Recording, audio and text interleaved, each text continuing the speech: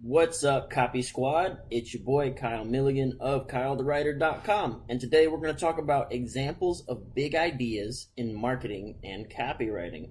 This topic comes from a reader question, no doubt. It was, Kyle, can you explain the big idea in copywriting? I listened to Joe Schrafer's interview today, and he talks about how the big idea is the second most important element of copywriting after knowing your prospect. But I don't really get the concept of a big idea. So let's kind of talk about that a little bit. And if you've been around for a while, you would kind of know that I don't actually really champion the whole big idea concept. And I'm going to show you exactly why. Because I'm going to show you some examples of basically, I guess you could call them big ideas. And that's kind of like the label they've been given. But basically, people believe that the headline is a big idea. And then if it doesn't like change the game or change the world, your promo will fail. And they can go cite a few specific examples and say, wow, look at this big idea. Look how unique and groundbreaking this idea was. And that's why you need a big idea. But for every like one of those that you can name or mention by like off the top of your head, there's probably 50 other promotions that went out that were successful as well that you probably never heard about. And they didn't really like come up with some sort of groundbreaking idea, like big idea kind of thing. They were just ideas that spoke to the prospect's desires. So in that question, he said that Joe Schrafer, who's a very smart man, subscriber commented and said, I listened to Joe Schrafer's interview. He said the big idea is number 2 most important. Number 1 is knowing your prospect. So yes, you must know your prospect. And then basically any idea that communicates directly to your prospect's desires will resonate. Coming up with these ideas, knowing your prospect. This is our prospect right here. This is Grandpa Kurt. He's a customer avatar, and we speak directly to this gentleman. He's a like 50-something, 55, 60-year-old man who has saved a little bit for retirement, but needs to save a lot more, and he's looking to make a lot of cash fast. So we know exactly who we're talking to. If you go to KyleTheWriter.com/book, that's my current like sales page for my book, Take Their Money, which teaches you all about the language of copywriting and how to write words that really make you money. At the bottom, there's a research upsell where I actually teach you how to get to know your prospect better. And as my subscriber mentioned, there's nothing more important than knowing your prospect. So I have a whole 6-video series about researching your prospect, your product, and your guru. Your prospect, your product, and your guru, whoever your personality or your brand is. You need to research all those things because you need to find out where your guru and your product intersect with your specific customer's demands or desires. And once you know that stuff, the big idea is kind of like Joe says, it's number 2, man. It's the second most important thing because you can basically just tell them what they want to hear, whether it's a big idea or not, and you'll probably have their attention. But I do know that people love to talk about big ideas, so I did do some digging. This is a book called Ready, Fire, Aim by Michael Masterson. This guy's a genius too. You can see it's 0 to 100 million in no time flat. This is a really cool book. It's broken up into like different sections about like your business. And first section I think is 1 from 0 to 1 million and then 1 million to 10 million.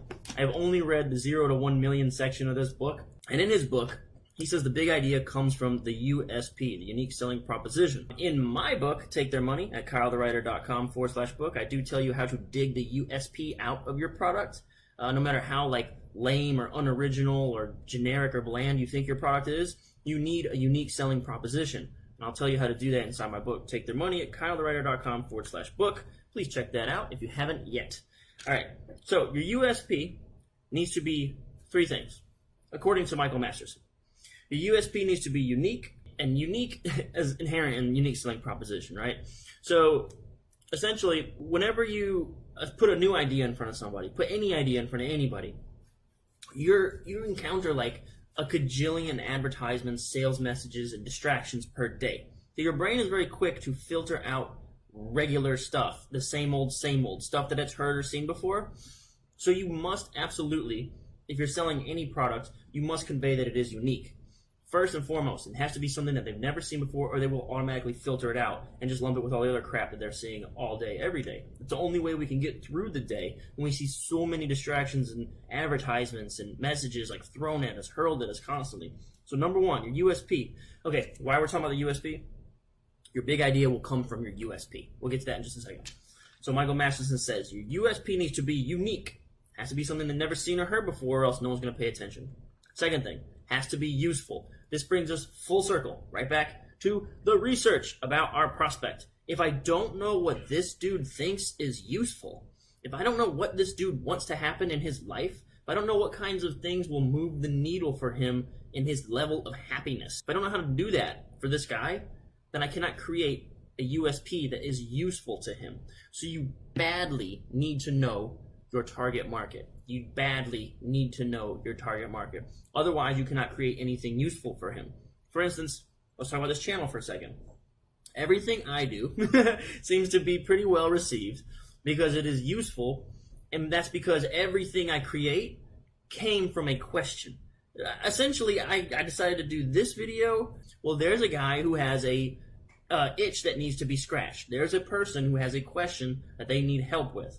He cannot be the only person in the world. So if I can answer that question, I can deliver value. I am useful. So that's my target market. I'm delivering value in directly the way that he wants and needs. So he will probably watch this video. Lastly, it needs to be conceptually simple. Essentially, you want to take your USP and convert it into a simple message that conveys a benefit that's useful to your reader. So the USP and the big idea are kind of closely tied together. So the example I want to share with you will be from Rich Dad's Retirement Masterclass. Here we go. So here is Rich Dad's Retirement Masterclass. This is one of the headlines that we ran. Let me show you the original right here. So this is the original headline we went with. It's heavily branded. And the big idea was Robert Kiyosaki is a genius at personal finance. He knows a bunch of secrets from his super deep network that can help you get rich. And we use this idea here, heavily branded, uses the image that's like on the front of all his books, uses the same color schemes, almost like the exact same sort of layout. And this was like, okay, anyone who knows Robert's going to see this and they're going to immediately buy. Okay, so actually that didn't work as well as we thought it would work. We thought this would be like a slam dunk. So what we did is reverse the text. We made it white background with black text instead of white text, which is usually a no-no for design. And it still wasn't converting as well as the other headlines. Here's the other headline we were just looking at. We took this 49 retirement income secrets from Rich Dad. Is that a big idea? We're leaning a lot on the credibility of Robert Kiyosaki here still, right? So Rich Dad, right there. That's kind of like the big idea. That's kind of like the selling point is from Rich Dad, right? Okay. So this one actually didn't do so well either. Okay. So we ended up with two winners, and they are probably what I would call the opposite of a big idea. This headline, look how text heavy this is. Struggling with retirement income? My friend Donald Trump and I predicted this retirement crisis 10 years ago. See the video below. That's the headline. That's not like a very big idea kind of headline. Here's like some deck copy. And now my prediction came true. I'm offering a way to claim a free 7-video masterclass with 49 retirement income secrets. Just a couple of these add up to thousands in your pocket week in, week out. So this one's running. And here's the other one that's running. I think this is the one that's going to print. They're going to mail this out.